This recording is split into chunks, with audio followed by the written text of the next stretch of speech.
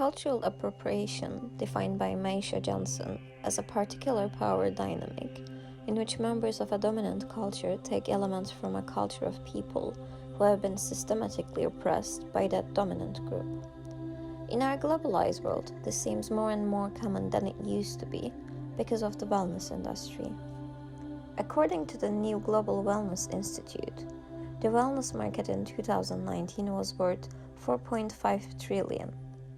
However, many practices under the wellness industry comes from different traditions, such as shamanism, Buddhism, and other Eastern practices, without actually understanding the purpose of them.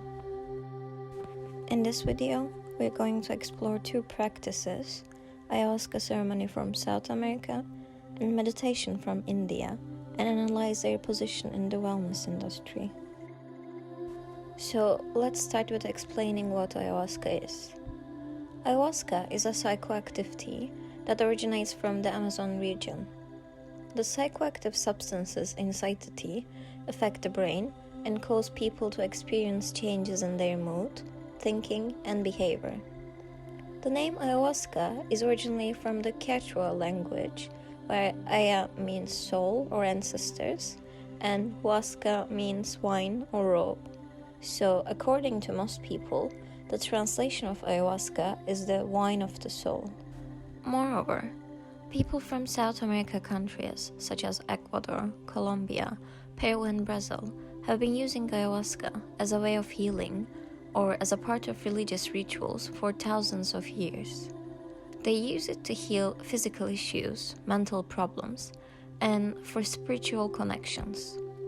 Some people believe that it can provide insight or emotional healing, encourage personal growth, and provide connection with spirits.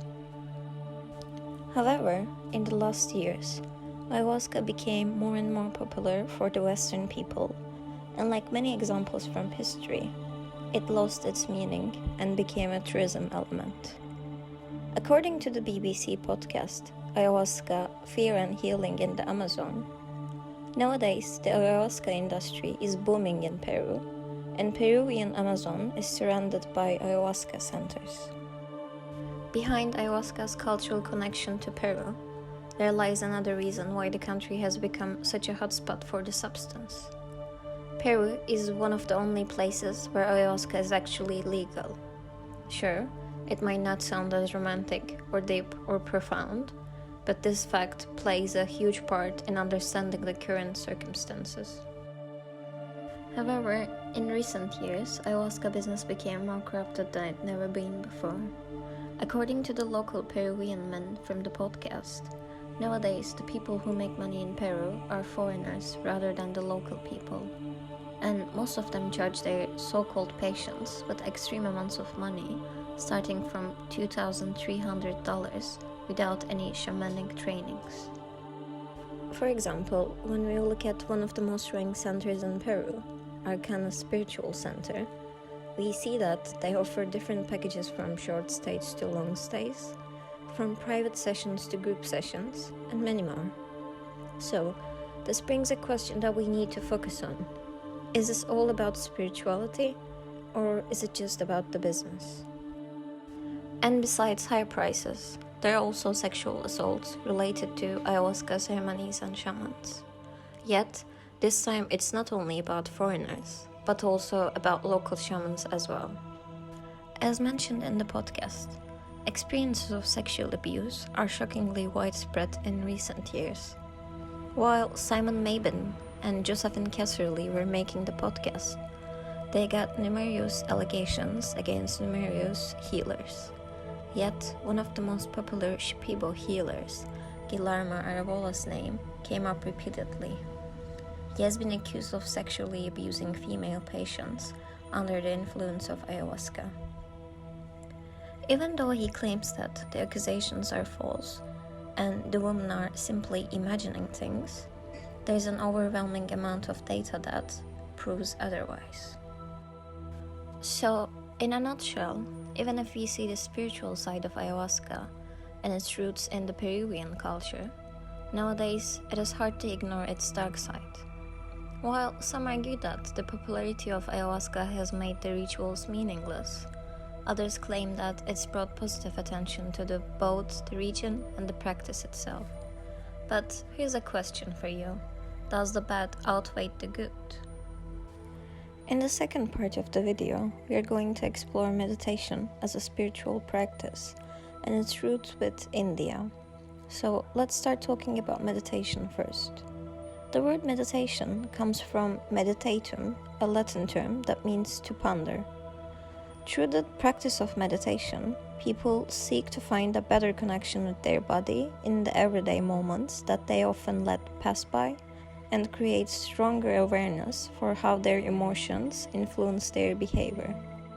When we look at the history of meditation, we see that the oldest documented images are from 5000 to 3500 BCE, and they are wall paintings showing people sitting in meditation position with their eyes half closed.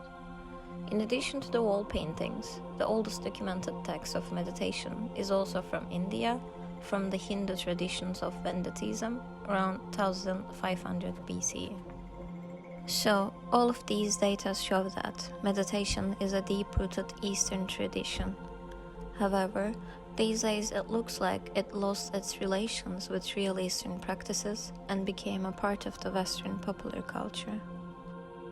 According to the Global Wellness Summit, meditation is now the fastest growing health trend in the world, especially in America, with numerous applications, studios, brands, and many more. In 2018, Apple Store announced that the top-rated application trends were mental wellness and mindfulness apps. But all of these trends raise a question. Have we reached the peak of the mindfulness and thus a sense of enlightenment? Or is this just another trend that we are toying with out of boredom, a misdirected sense of meaningless, and desire to fit in with what's popular? Moreover, as we have seen an increased anxiety surrounding the COVID-19 pandemic, we have seen a subsequent increase in the popularity of meditation apps. According to Sensor Tower, in April 2020, the world's 10 largest mental wellness apps, and more specifically the meditation ones, got 2 million monthly downloads increase compared to last January. For example, when we look at one of the most popular meditation apps, Calm, we see that it reached over 40 million downloads worldwide and gained $150 million annual revenue, as well as 1 million paying subscribers. Overall, in both of the examples, we see that spiritual practices from both the Eastern and the South American traditions have increasingly become a part of Western popular culture. And this is exactly what cultural appropriation is trying to define. Yes, people want to use these practices as a part of healing or as a treatment. However, like one of the arguments about capitalism claims that it destroys traditional cultures and makes the whole world homogeneous and westernized. Even if this still remains as a question without an answer, this video has tried to shed some light on the topic and perhaps bring us one step closer to the answer. Thank you for watching.